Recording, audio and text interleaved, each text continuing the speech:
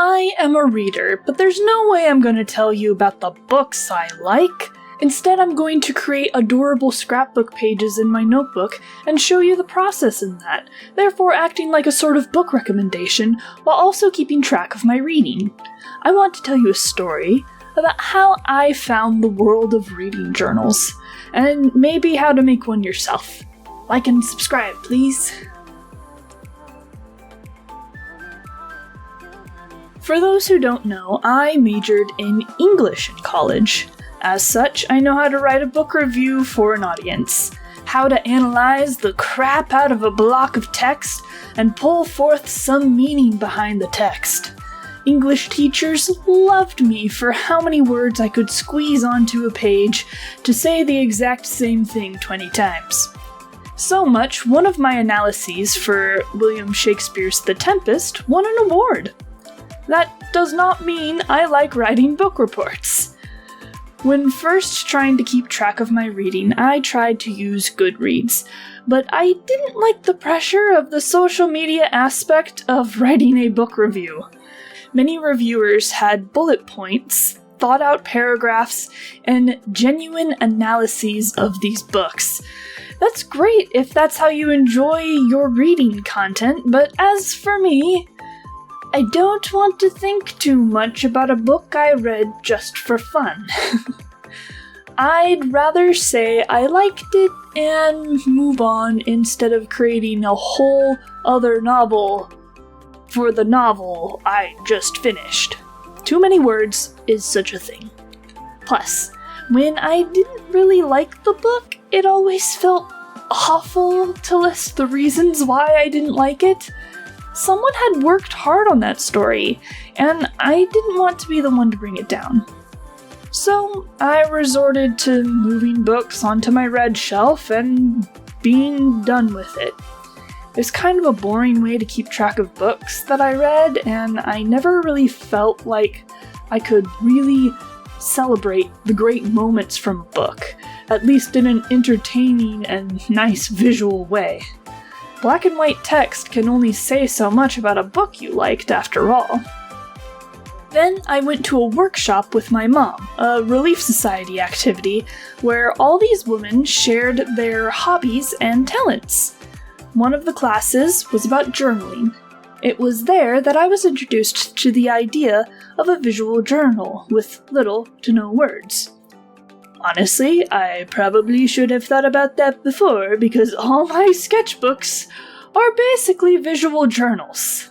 I was journaling before I even knew I was journaling. But this got me thinking, could I make a visual journal for my reading life? Well, duh, otherwise this video wouldn't exist. And, as I found out, many others had already thought about this idea. Just look up reading journal on YouTube, and you'll see hundreds of videos on the topic. Now, even those readers often wrote little paragraphs about what they liked about the book, and that's fine for them. As for me, I didn't want to write anything at all. Instead, I would make this journal into a reading scrapbook, with little to no writing about my thoughts. Instead, it would allow me to keep track of my thoughts and feelings about a novel by way of pictures and star stickers. I love scrapbooking anyway, so this was a no-brainer for my reading journal. And ever since then, I've been using this journal as a scrapbook to keep track of my reading. It looks so cool, and I love the end result. And you can make this at home too, it's really simple. I'll tell you how I made mine. First, I got an old journal, one with a cover that I really liked. Then I got some scrapbook paper, stickers, washi tape, scissors, a glue stick, an X-Acto knife, and whatever other art supplies I thought would be good for decoration, like colored pencils and markers. You might also want a colored printer as well, so you can print out decorations if you don't have stickers or scrapbook paper. I wanted my reading scrapbook to have a table of contents, a picture of the cover for each book, as well as images of things that I loved in the book. To get more personalized images, I just go online and pull from images off Google. You might have seen in the beginning of this video where I created a Word document and copied over covers of the books as well as any images that reminded me of my favorite parts of the book on the page. I make sure that I have 2 sizes of covers for each book, then I fill up the rest with pictures I found online. I print that out and then cut up my elements for the pages. I paste the little book into the table of contents, and then I move on to the page itself. Secondly, I want to create a backdrop for the book covers. Sometimes I leave the page blank because it works well for the vibe that I want to have for that book, and other times, and honestly most of the time, I cover up the entire page with the scrapbook. This often creates a huge thickness to the page, especially if you cover both sides of that same page, but I think it's part of the charm of creating a scrapbook journal. If you can't close it without having some sort of rubber band to hold it all together, did you even scrapbook right?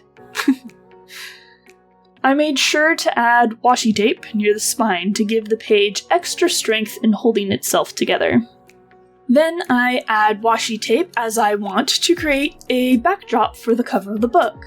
I'm usually going for vibes using colors that are either on the cover or played a significance in the story. Afterwards, I paste in the cover of the book right in the center of the page. Next comes stickers and the decorations I printed out.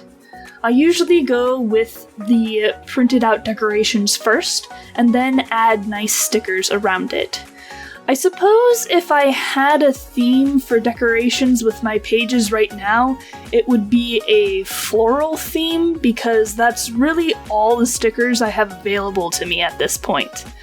My mom has a sticker bin, but I don't want to get into that mess and be spoiled for choices. Simplicity is sometimes better. After all that is said and done and it is looking sufficiently decorated, I go in with markers or colored pencils to add details. Honestly, I probably should do colored pencils and markers right after covering the page with the scrapbook paper, because the washi tape and the stickers don't play well with the art supplies. But oh well, the scuffed nature of my marks kind of brings like a rustic charm to the pages, I think. I'm not mad at the effect at all, at least for the current selection of books I've read. And really, it took me a minute to understand my process in creating the scrapbook pages to begin with. Some of my first pages are just me experimenting with what looks good, as well as figuring out how to make each page look unique. If you want to see what some of my first pages looked like, I actually have a video of it on my channel. It's got a lot more of a chill vibe than this one. Sort of a video that you can put on into the background type of feel. Check out my channel if you want to see that one, or I've linked it into the description below. Next thing in my process is optional, but something that I really wanted to incorporate into my reading journal. The star stickers. My current rating is out of 5, a book gaining a 6th star sticker if it literally blew me away. I love these star stickers, and it makes me feel like I'm in kindergarten again using them. Only, I'm the teacher this time, and the books are the good kids who are getting them as rewards. Is that weird? Yeah, that's probably weird. Oh well. If we were all meant to be normal about things, the world would be pretty stale, so... Oh, I just remembered I wanted to share. I like this way of making a reading journal because I don't really have to say anything bad about the book. Really, I feel like there's good and bad in about any piece of media. There are parts that you love and parts that you don't. My way of keeping a reading journal helps me celebrate the good things I remember about a book. Granted, I still have my star rating, so I can know if I really did or really didn't enjoy a piece of writing by that, But I don't have to be negative at all in my journal because I don't begin writing about the book to only start complaining about it. That just might be a me thing, and if you can be positive in you writing about your books and stuff, or if you find value in figuring out what you don't like about a book, that's fantastic. Good on ya.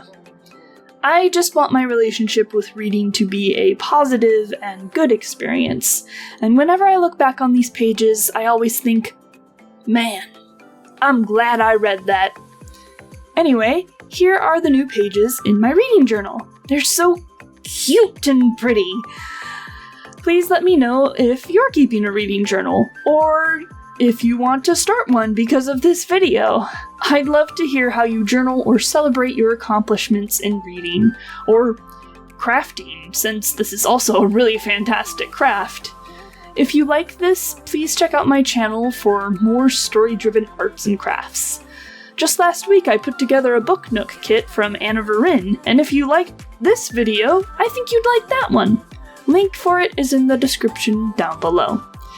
Please like this video and subscribe for more like this. I'm a slow reader, but I'm sure there will be another one of these reading journal videos in the future. Maybe I'll even talk about the books I read in it next time.